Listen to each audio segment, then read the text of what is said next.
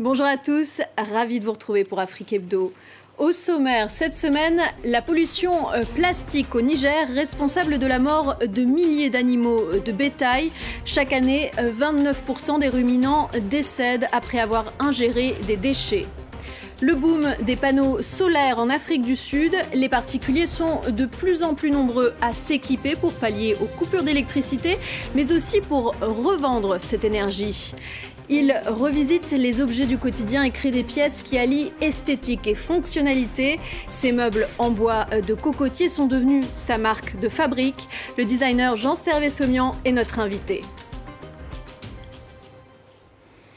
Les déchets plastiques envahissent les rues de Niamey, une pollution qui menace la pérennité des élevages. Les vaches, moutons et dromadaires qui avalent souvent ces sachets en plastique meurent en plus grand nombre chaque année. L'association Jeunes Volontaires pour l'Environnement se mobilise pour tenter d'inverser la tendance. C'est un reportage de notre correspondant Harold Girard. Cette vache est en train de manger un déchet plastique qui pourrait lui être fatal. À Niamey, plus de 29% des ruminants meurent chaque année à cause de l'ingestion de ces déchets. Abdoulaziz Silla a plusieurs fois assisté à la lente agonie de ces vaches. Tu vas toujours voir son ventre plein. Tu vas la voir manger, mais le ventre rempli comme ça. C'est là que tu sauras que ce sont des sacs plastiques. Elles ne prennent pas vraiment de poids à pareil moment.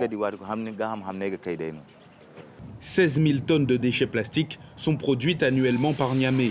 Les agents de la mairie sont débordés par la masse de déchets rejetés par les habitants. Certains jeunes se mobilisent pour ralentir cette pollution.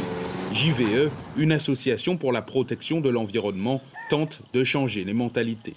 Nous sommes les jeunes. Nous aussi, on a le droit d'aider notre pays. Okay. On sensibilise nos camarades sur les déchets plastiques et autres, qu'on ne doit pas polluer la terre, l'air et l'eau, parce que les déchets plastiques menacent notre environnement. Les agents du corps paramilitaire Eaux et Forêts du Niger sont chargés de mener les recherches sur les impacts de la pollution. Ils estiment que les déchets plastiques menacent la pérennité de l'élevage, l'un des piliers de l'économie nigérienne.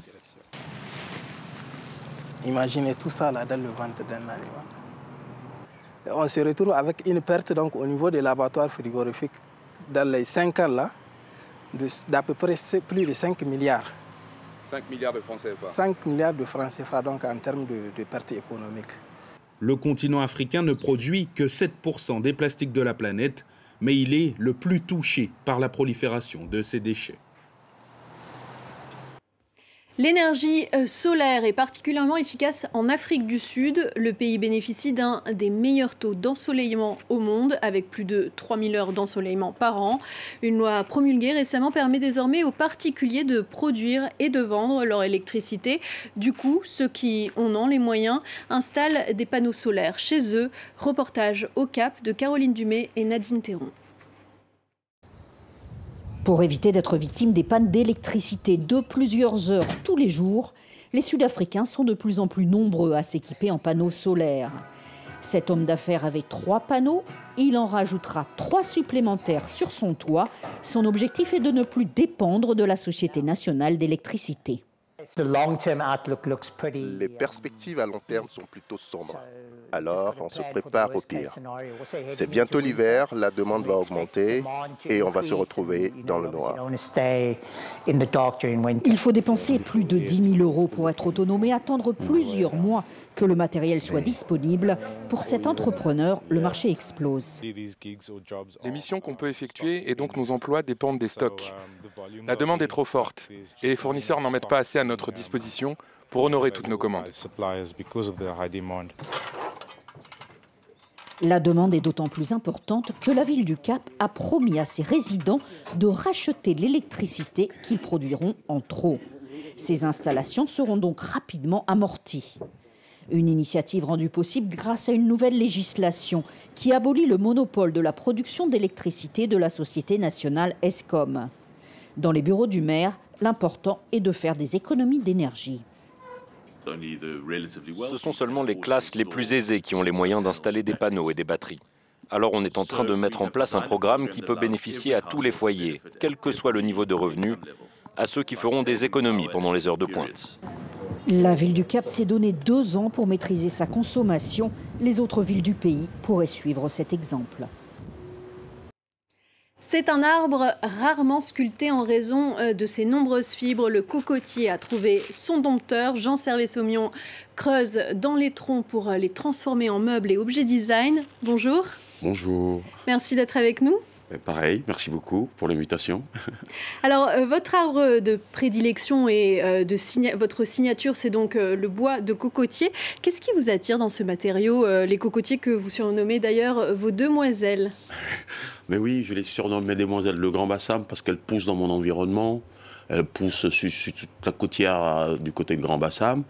Et voilà, moi j'ai été fasciné quand j'ai découvert cette plante pendant ma formation de sculpteur ébéniste.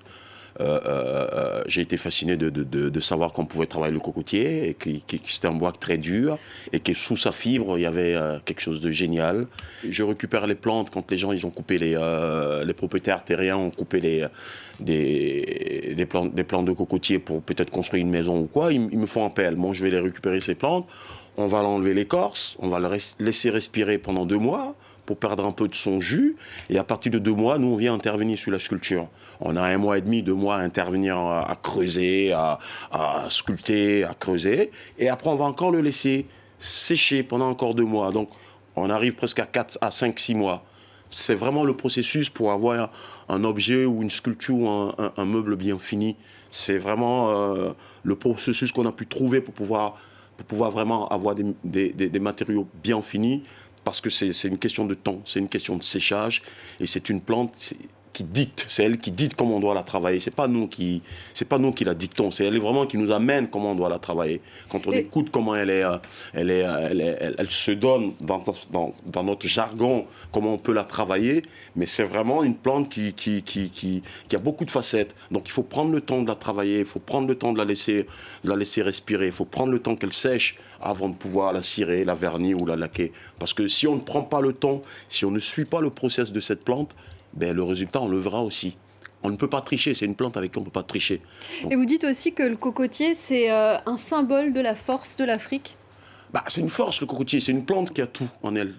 Moi, je travaille la plante quand on a enlevé quand elle est morte, façon de parler. Moi, je travaille, mais le cocotier, le corps, l'écorce, on en fait du tapis, de brosse à balai. Quand je prends la noix, qu'est-ce qu'on fait? On boit le jus. On fait des produits de beauté, on fait de l'huile de coco. Et moi, avec le corps, avec l'arbre qui va pourrir, eh ben moi, je lui donne une vie, la dernière vie, quoi. En fait, voilà, ce qu'on voit là à l'écran, voilà, je lui donne une vie. Et donc, c'est vraiment, pour moi, c'est une plante bénie, quoi. C'est vraiment une plante bénie parce qu'on utilise tout de cette plante. Vous rachetez aussi des vieilles pirogues à Grand Bassam pour les transformer en banquettes et en sofas? Ben, moi, dans ma démarche de designer, de créateur, ben, y a ces objets-là qu'on utilise, les objets usuels du quotidien qu'on utilise, qu'on ne regarde pas, en fait. On les oublie même. Et en fait, j'ai remarqué que sur nos rives, sur les plages, il y avait les pirogues qui pourrissaient. Et je me suis posé la question, mais pourquoi elles pourrissent, ces pirogues? Ben, en fait, nos pêcheurs, quand ils sont fatigués, ben, ils abandonnent leurs pirogues. Comme il n'y a plus de relève, ben, la pirogue, elle est là. Ils la regardent eux-mêmes et elle pourrit. Elle pourrit jusqu'à ce que tout le bois s'effrite. Donc moi, j'ai décidé de racheter ces pirogues, ces vieilles pirogues, parce que c'est des pirogues qui ont été taillées dans le tronc d'arbre. Et ces pirogues, on n'en a plus aujourd'hui. Et c'est toute cette démarche, tout ce que nous avons en Afrique, toutes ces choses qu'on ne regarde pas, que j'essaie de donner une nouvelle vie, que j'essaie d'annoblir en somme. Parce que je pense que tout matériau est noble. C'est à nous de lui donner la noblesse. C'est à nous de lui envoyer l'énergie, de lui envoyer l'écriture, ou de lui envoyer la ligne dans laquelle on a envie qu'elle soit aujourd'hui dans notre monde contemporain. Il y a aussi vos célèbres tabourets bassines en plastique renversé et surmontés de coussins en wax. Vous avez voulu rendre hommage à la femme africaine qui porte, vous le dites, le poids du continent sur ses épaules. Bah oui, ça a été une recherche parce que, comme je dis souvent, moi je ne crée pas pour créer, pour le plaisir de créer. Il y a toujours une réflexion derrière, il y a une démarche. C'est pareil, on va reprendre ces bassines. Ces bassines, c'est des objets qu'on a dans toutes les familles. Il n'y a aucune famille en Afrique où vous allez aller, il n'y a pas une bassine qui traîne. Toutes les familles en Afrique ont une bassine. Mais les bassines, bon, c'est pareil, on le regarde comme ça, mais ces bassines-là, c'est qui les utilise? C'est des femmes qui les utilisent à faire de la lessive à la maison, à laver le linge, ou à porter ces bassines avec plein d'objets, plein de choses pour aller soit au marché, pour aller chercher de l'eau dans le puits, pour aller vendre même. On voit beaucoup sur nos marchés des femmes avec leurs enfants dans le dos, avec la bassine sur la tête, avec plein de babioles dedans, à aller vendre, passer toutes les journées à aller vendre.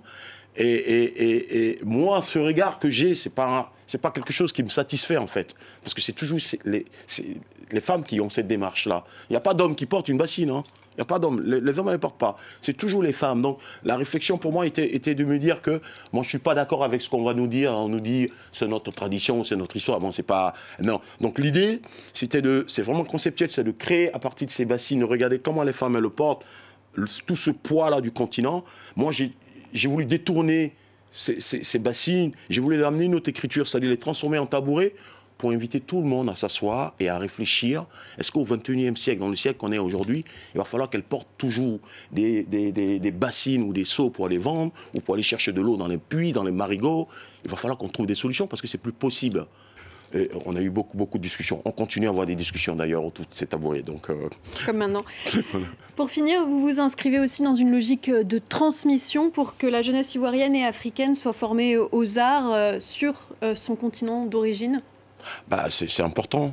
On a des centres de formation, on a on va dire, on a des ateliers, mais on n'a pas des grandes écoles. On n'a pas des écoles vraiment bien profilées pour dire c'est une école de design. Bon, en Côte d'Ivoire, on a une école d'architecture, l'école des designs va bientôt arriver, j'espère bien. Ça fait partie de mes projets pour avoir vraiment une école de design. Même si aujourd'hui on donne des formations au CTA de Benjerville et à l'INSAC à Abidjan, mais ce n'est pas des formations qui sont très complètes. C'est vraiment, il faut vraiment avoir une école pour avoir. Donc à partir de ce moment-là, ce que nous on a appris, ce que nous on sait de notre pratique, il n'y a que nous qui pouvons la transmettre aux jeunes. Il faut les guider pour qu'ils puissent tout seuls aussi demain avancer, proposer, parce qu'on a besoin de leur énergie, on a besoin de leur idée. Voilà. Merci Jean-Serge Sembian. Merci d'avoir été notre invité. Merci, c'est gentil. Et c'est ainsi que s'achève Afrique Hebdo. Merci à toutes et à tous d'avoir été avec nous. Merci beaucoup.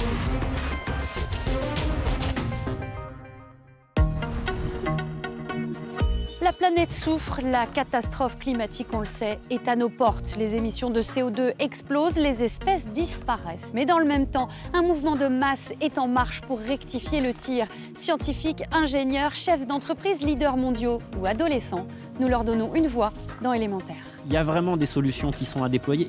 Élémentaire, présenté par Marina Bertsch, à voir sur France 24 et france24.com.